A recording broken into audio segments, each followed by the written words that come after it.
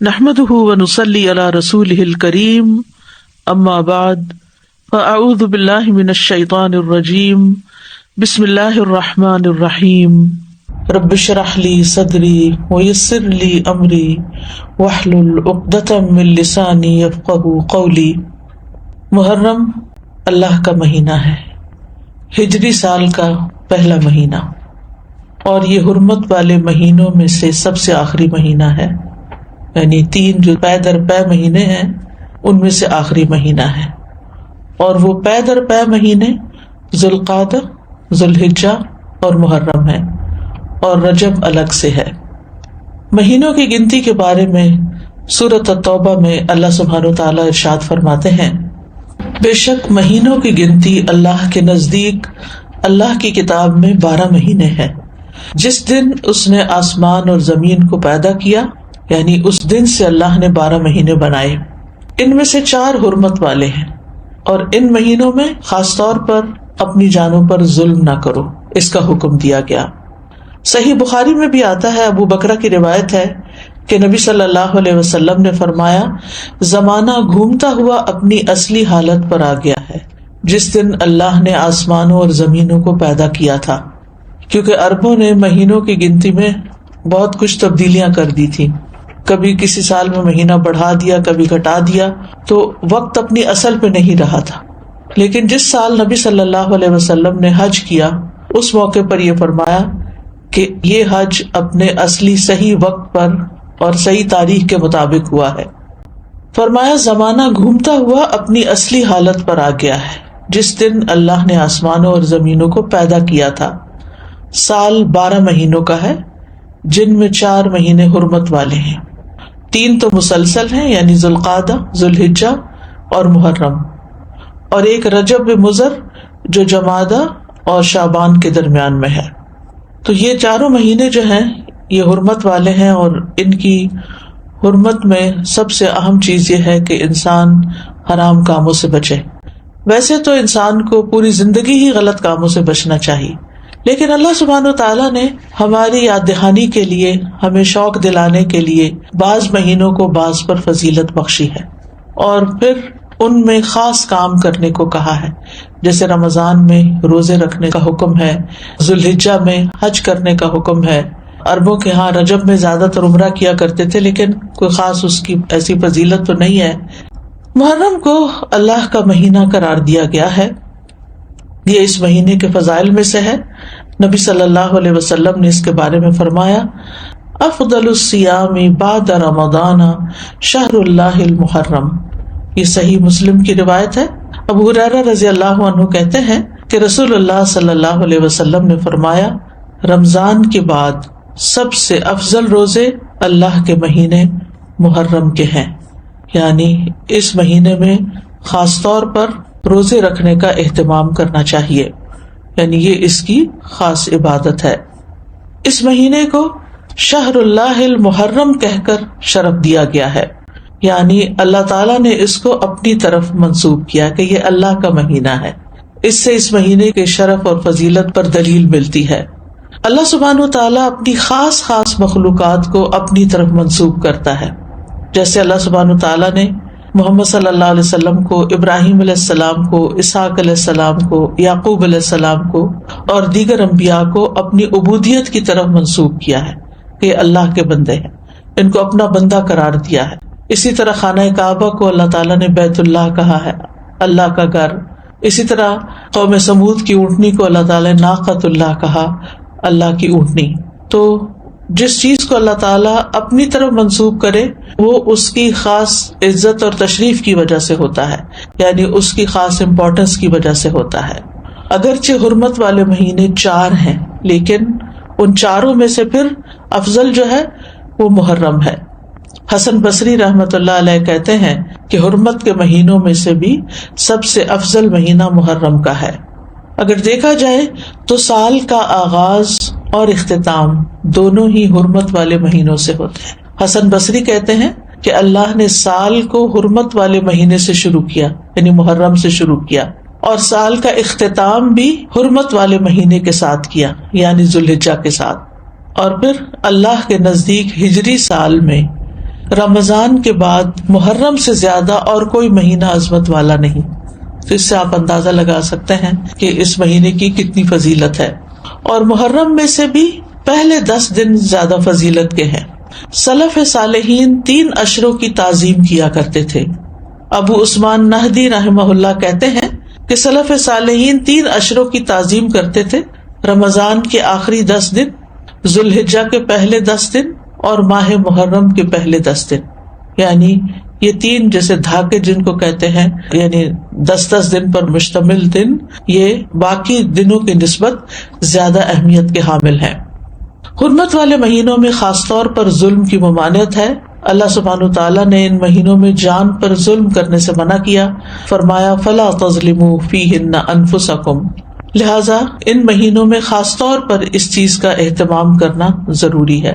یعنی حرمت والے مہینوں میں ظلم کی سنگینی کا ذکر ہے.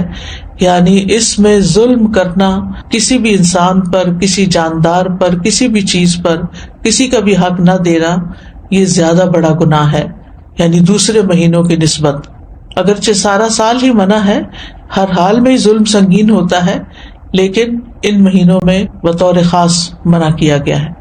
پھر ایک اور بات یہ ہے کہ محرم کے مہینے میں خاص عبادت جو ہے وہ روزے رکھنے کی ہے. تو اس مہینے میں اللہ کی توفیق سے اگر ممکن ہو تو کثرت سے روزے رکھنا مستحب ہے. روزوں کے اعتبار سے رمضان کے بعد سب سے افضل مہینہ ہے. صحیح مسلم کی روایت ہے، ابو ہریرہ کہتے ہیں کہ رسول اللہ صلی اللہ علیہ وسلم نے فرمایا، رمضان کے بعد سب سے افضل روزے اللہ کے مہینے محرم کے ہیں. ابن رجب کہتے ہیں کہ یہ حدیث اس معنی میں واضح اور صریح ہے کہ رمضان کے بعد نفلی روزوں میں افضل ترین روزے اللہ کے مہینے محرم کے روزے ہیں، اور یہ سب نفلی روزے ہیں. فرض روزوں سے پہلے محرم میں روزے رکھے جاتے تھے، پھر جب فرض روزے رمضان میں ہو گئے تو پھر محرم کے روزے جو ہیں وہ نفلی ہو گئے. نبی صلی اللہ علیہ وسلم صرف شعبان میں کثرت سے روزے رکھتے تھے. عائشہ رضی اللہ تعالی عنہا روایت کرتی ہیں کہ نبی صلی اللہ علیہ وسلم شعبان کے مہینے سے زیادہ کسی اور مہینے میں نفلی روزے نہیں رکھتے تھے. مطلب آپ نے محرم کا سارا مہینہ روزے نہیں رکھے یا شعبان سے زیادہ نہیں رکھے. اب سوال یہ پیدا ہوتا ہے کہ نبی صلی اللہ علیہ وسلم محرم کی بجائے شعبان میں کثرت سے روزے کیوں رکھتے تھے؟ علماء کو اس مسئلے میں اشکال ہوا ہے کہ اگر محرم زیادہ افضل ہے تو آپ شعبان میں کیوں زیادہ روزے رکھتے؟ کہ آپ نے صراحت کے ساتھ یہ فرمایا کہ ماہ محرم کے روزے جو ہیں وہ افضل ہیں.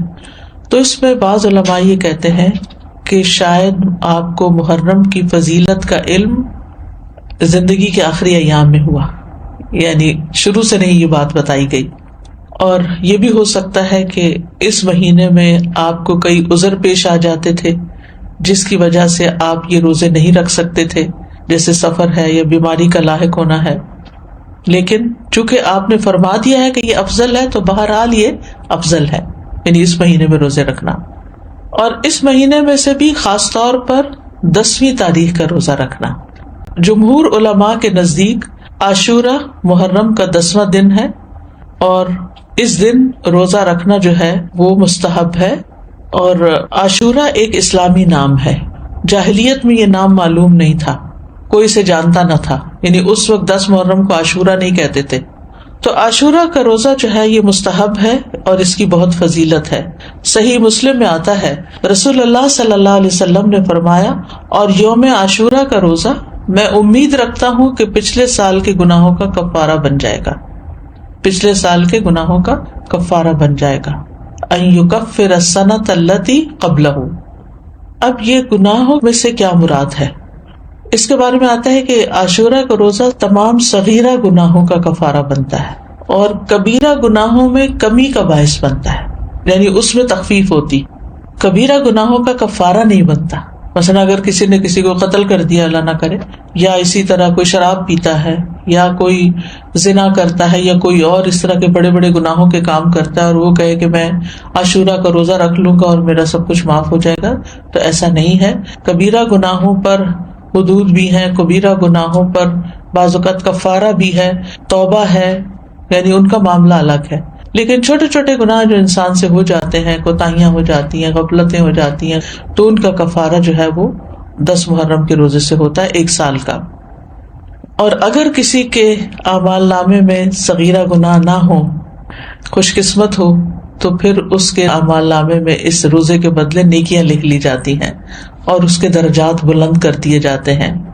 ربیہ بنت معوذ رضی اللہ عنہما سے روایت ہے، وہ کہتی ہیں کہ نبی صلی اللہ علیہ وسلم نے عاشورہ کے دن صبح کے وقت انصار کی بستیوں میں یہ پیغام بھیجا کہ جس نے آج روزہ نہ رکھا ہو وہ باقی دن کچھ نہ کھائے، اور جس نے روزہ رکھا ہو وہ روزے سے رہے. یعنی جس نے تو صبح سے کچھ نہیں کھایا وہ اب کچھ نہ کھائے، اور جس نے اگر کچھ کھا بھی لیا باقی دن کا روزہ رکھ لے. یعنی اتنی تاکید ہے. ربیہ کہتی ہیں کہ اس حکم کے بعد ہم عاشورہ کا روزہ رکھتی تھیں اور اپنے بچوں کو بھی رکھواتی، نیز انہیں بہلانے کے لیے ہم روئی کے کھلونے بنا دیتی. جب ان میں سے کوئی کھانے کے لیے روتا تو ہم اسے وہ کھلونا دے دیتی یہاں تک کہ افطار کا وقت آ جاتا.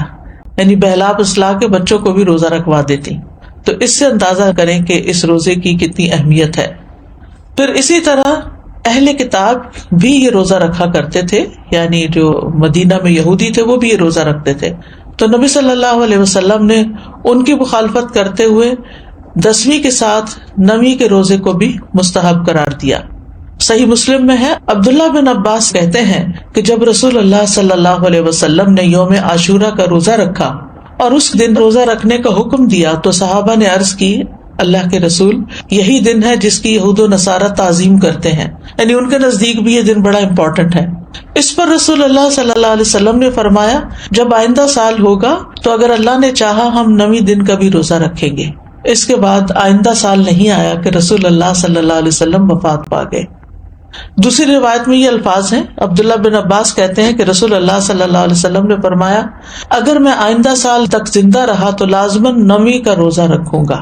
ابو بکر کی روایت میں ہے، ابن عباس نے کہا آپ کی مراد عاشورہ کے دن سے تھی، یعنی 10ویں کی بجائے 9ویں کا رکھوں گا، یہ بھی مراد لی گئی. لیکن بہتر یہی ہے کہ وہ 10ویں، کیونکہ اس پر آپ کا قول ہے کہ وہ پورے سال کے گناہوں کا کفارہ ہے، اور اس کے ساتھ 9ویں کا روزہ رکھ لیا جائے تاکہ 2 دن ہو جائیں. اور جو 9 محرم کا روزہ نہ رکھ سکے تو وہ 10ویں کے ساتھ 11ویں کا روزہ رکھ لے. وآخر دعوانا ان الحمد للہ رب العالمین.